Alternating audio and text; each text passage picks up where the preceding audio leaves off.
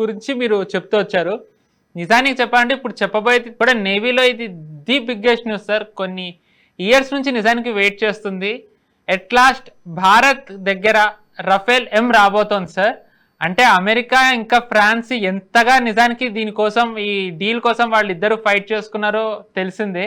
So ఈ Rafale M ఈ air craft రావడం అనేది మన భారత నేవీకి ఇది ఎలాంటి ఒక అసెట్ అనొచ్చు సార్? మనకి ఇంతవరకు కూడా మనకు మిగ్ ప్లాట్ఫామ్ మాత్రమే మనం వాడుకున్నాం దాంట్లో. ఎస్పెషల్లీ మన INS విక్రమాదిత్య అంటే అడ్మిరల్ బార్కో ఏదైతే మనం సోవియట్ యూనియన్ కొలాప్స్ అయిన తర్వాత రష్యా దగ్గర నుంచి కొనుక్కున్నామో దాని పేరు INS విక్రమాదిత్య. దాని మీద మనం ప్రస్తుతానికి ఇది వాడుకుంటున్నాం, మిగ్లు వాడుకుంటున్నాం. దాంట్లో అది నేవల్ వర్షన్ ఆఫ్ మిగ్స్ వాడుతున్నాము.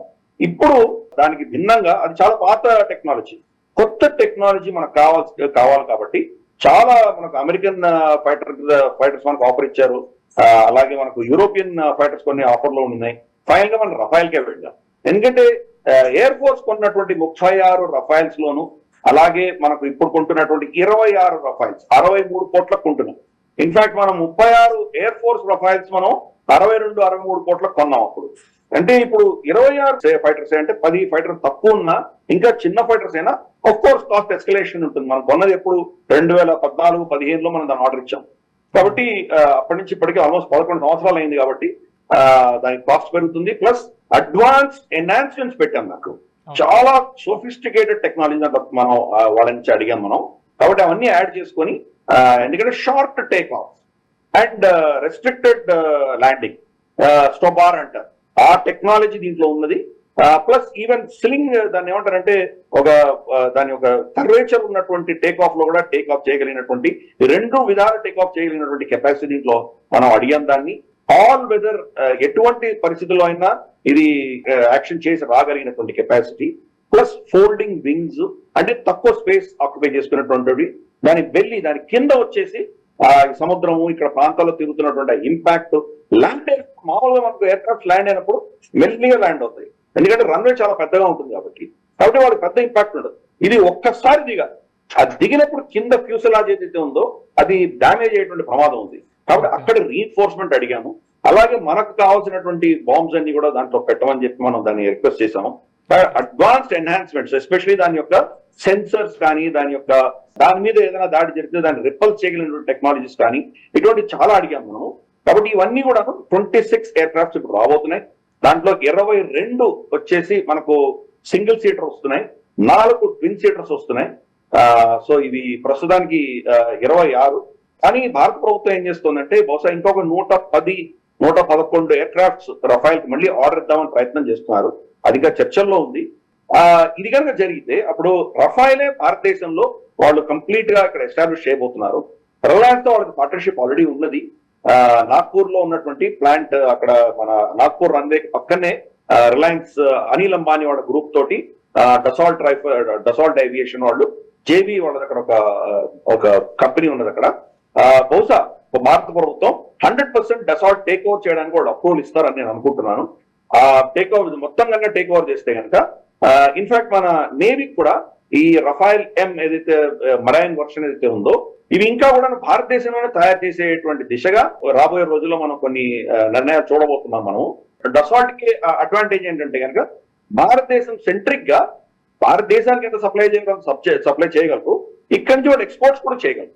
కాబట్టి అటువంటి పరిస్థితులు రావచ్చు. ఎస్పెషల్లీ మనం చూస్తే కనుక యూరోప్ మీద డొనాల్డ్ ట్రంప్ కానీ అమెరికా కానీ చాలా టారిఫ్లు వేస్తున్నారు, వాళ్ళతోటి సంబంధాలు క్షీణిస్తున్నప్పుడు భారతదేశంతో మెరుగుపడుతున్నప్పుడు బహుశా భారతదేశంలో ప్లాంట్ పెట్టడం వల్ల అడ్వాంటేజెస్ ఉండొచ్చు.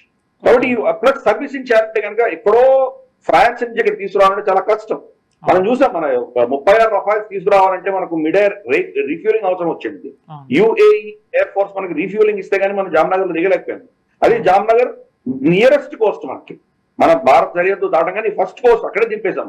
కాబట్టి అంతంత దూరాలు వెళ్ళాలంటే ఇబ్బంది. కాబట్టి భారతదేశంలో నాగ్పూర్ లో చేసామంటే బహుశా మనకు సౌత్ ఈస్ట్ ఏషియా కావచ్చు, ఆఫ్రికా కావచ్చు, ఇక్కడి నుంచి మనం సునాయాసంగా సప్లై చేయొచ్చు అని చెప్పి డసాల్ట్ వస్తుంది. అందుకని డసాల్ట్ మీద మన యొక్క రిలేషన్షిప్ పెంచుకునే దిశగా నేవీ కూడా మనం వాళ్ళ దగ్గరే తీసుకుంటున్నాము. పైపెచ్చు గవర్నమెంట్ కాంట్రాక్ట్ ఉండబోతోంది. ప్రైవేట్ కంపెనీలు అంటే మనకు గతంలో మనం చూసాం, ఎస్పెషలీ కాంగ్రెస్ హయాంలో ఘోటాలాలు జరిగేవి. కాబట్టి అటువంటివి ఏమీ లేకుండా పారదర్శకంగా రెండు ప్రభుత్వాలు కూర్చొని చర్చించుకుంటున్నాయి. డసాల్ట్ దీంట్లో ఇన్వాల్వ్ కాదు. డసాల్ట్ ఇచ్చి మనకు డెలివరీస్ ఇప్పించే బాధ్యత ఫ్రెంచ్ గవర్నమెంట్ కు ఉండబోతోంది.